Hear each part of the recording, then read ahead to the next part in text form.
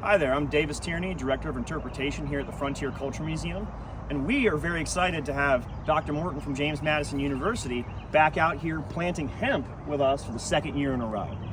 Dr. Morton, tell us a little bit about hemp.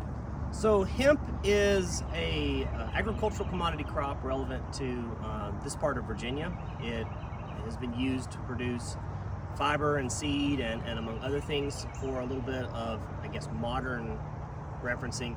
It's the same species as marijuana, cannabis sativa. Just in the same way, a Great Dane and a Chihuahua are the same species. There's specific and definitive differences between the two varieties. And so what it allows us to do is focus on the value-added elements of hemp. So Davis, can you tell us why the Frontier Culture Museum is interested in working with JMU on this project?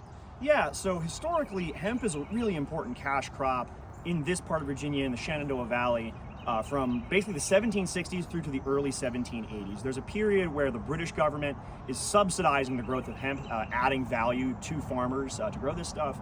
And then after the Revolution, there's a period where this new Virginia or American government is doing the same thing. That won't really collapse until after the Revolution.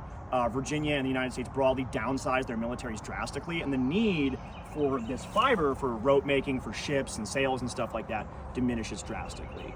So the great thing for us about this is JMU helps us to engage with this, to be able to show it to our visitors in a way that they handle a lot of the regulatory rigmarole that's associated with hemp, and that makes it so all we have to focus on is growing it and telling people about it. All right, so let me ask the question a different way. Dr. Morton, why is JMU excited about partnering with the Frontier Culture Museum on this project? Well, JMU is particularly interested in partnering with individuals that can demonstrate cultivation techniques. We've lost a lot of our historical knowledge, or maybe I should say practical knowledge, of how to grow hemp, both on a commercial scale and on a non-commercial scale. And so working with the Frontier Culture Museum allows us to continue JMU's core mission, which is education, using our national platform.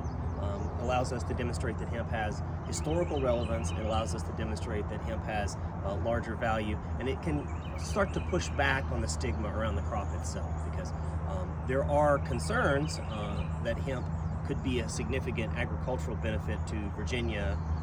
However, we need to get past some of those kind of societal challenges related to the plant itself. Davis, why is this crop in particular so important to the Frontier Culture Museum story?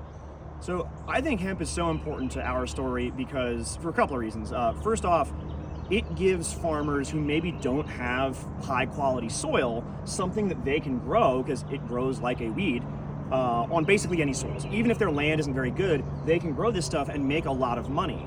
The money generated by this crop is going to go to fund a lot of the things that we associate with frontier culture. Things like the high-end rifle building traditions all over the frontier. Those expensive guns are paid for by the agricultural boom fueled by hemp.